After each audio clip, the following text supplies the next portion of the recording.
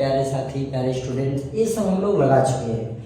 आज हम लोग लिखेंगे रासायनिक समीकरणों को संतुलित करना, यानी रासायनिक समीकरणों को कैसे कैसे संतुलित किया जाता है, इसको देखेंगे।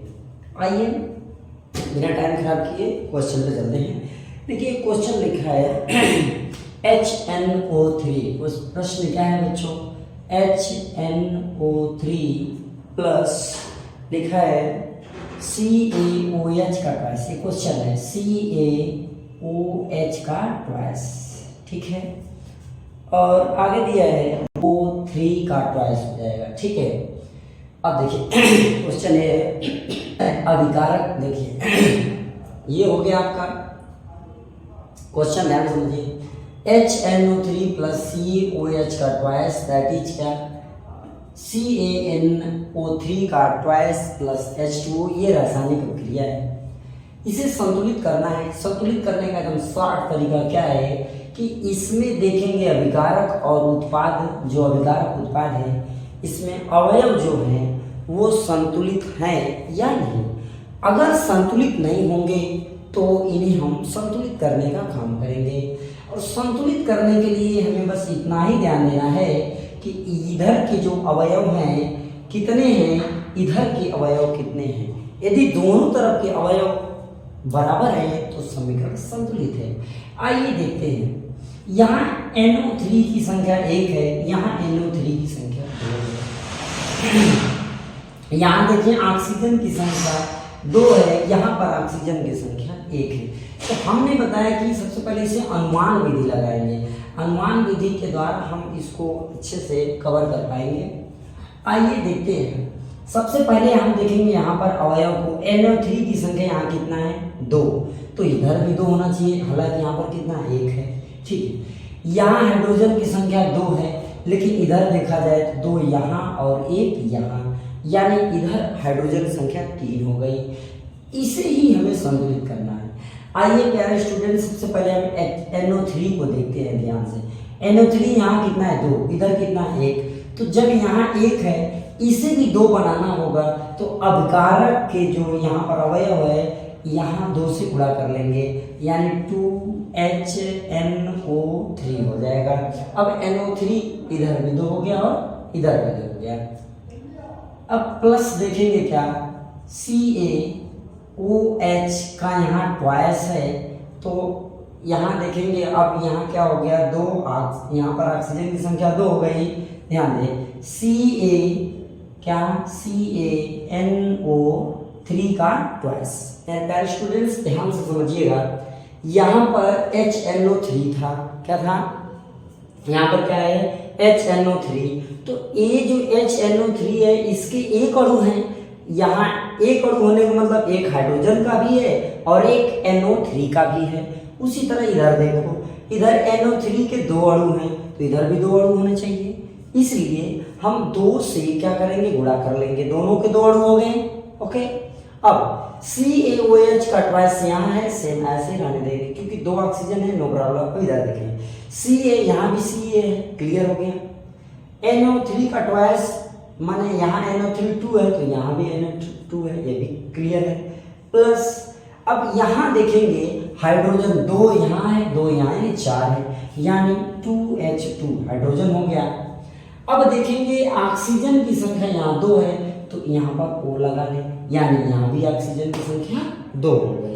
प्यारे स्टूडेंट्स, अगर आप लोगों को मेरी लैंग्वेज यानी कि मैं जो पढ़ा रहा हूँ यदि आपको समझ में आ रहा हो मेरे प्यारे स्टूडेंट्स, तो इस वीडियो को अपने दोस्तों में शेयर करिए, अपने दोस्तों को बता दीजिए। और ये डेली बाय डेली आपके मोबाइल पर, आपके चैनल पर, आपके मोबाइल, आपके माने हमारे चैनल के माध्यम से आपके पास पहुँच जाया करेगा, एकदम सॉफ्टली वीडियो पहुँच जाया करेगा। मेरे प्यारे स्टूडेंट्स, आप लोग थोड़ा चैनल से जुड़िए और 7 बजे daily by daily live class चलाया जाता है, उस पर भी विचार करिएगा।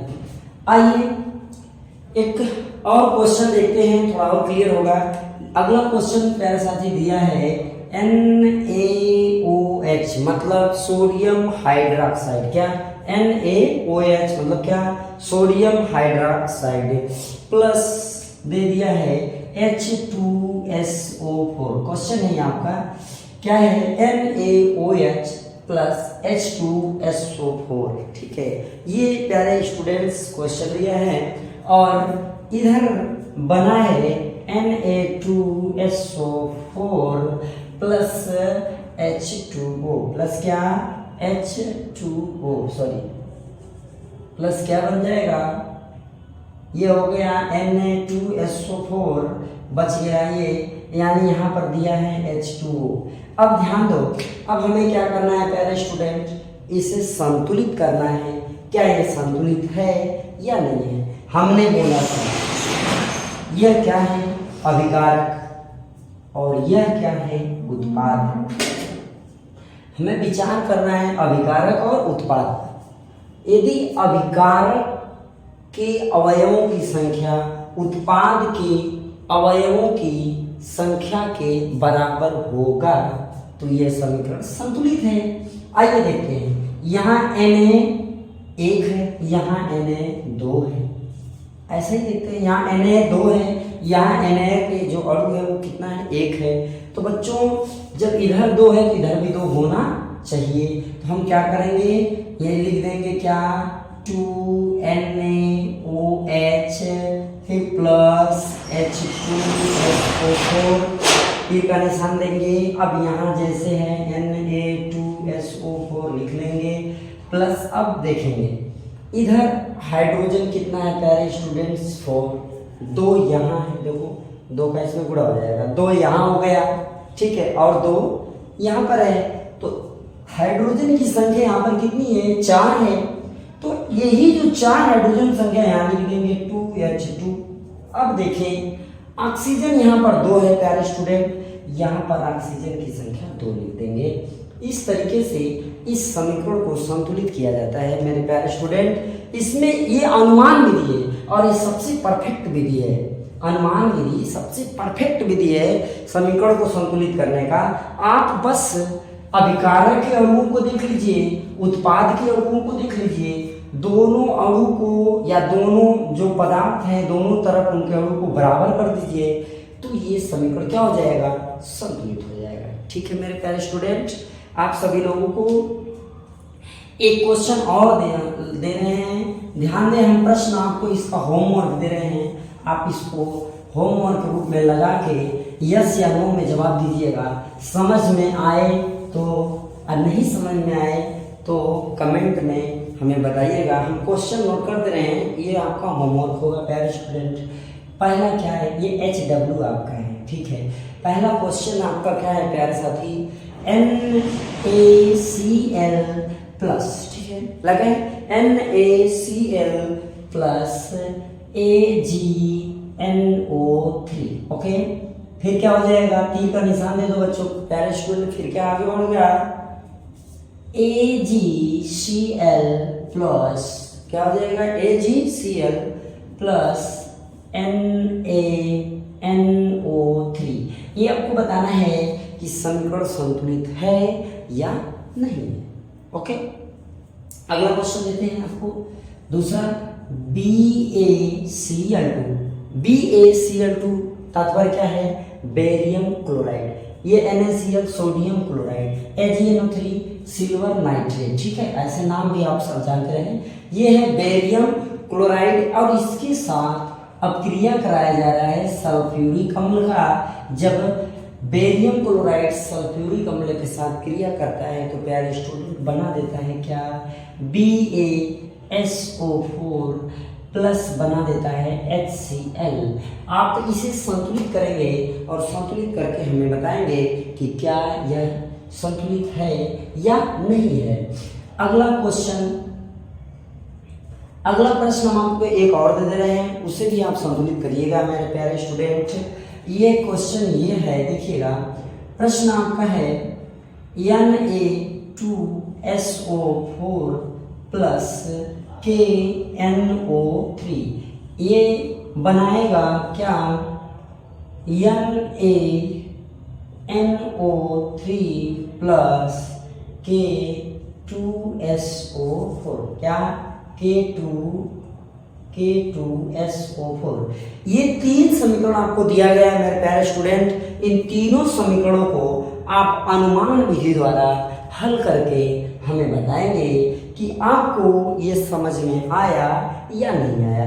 यदि आपको समझ में आ गया हो तो कमेंट में यस, समझ में नहीं आया हो तो प्यारे स्टूडेंट कमेंट में नो। आप बताएंगे तो हम आपको इससे रिलेटेड क्वेश्चंस करा देंगे। ठीक है बच्चों, चलिए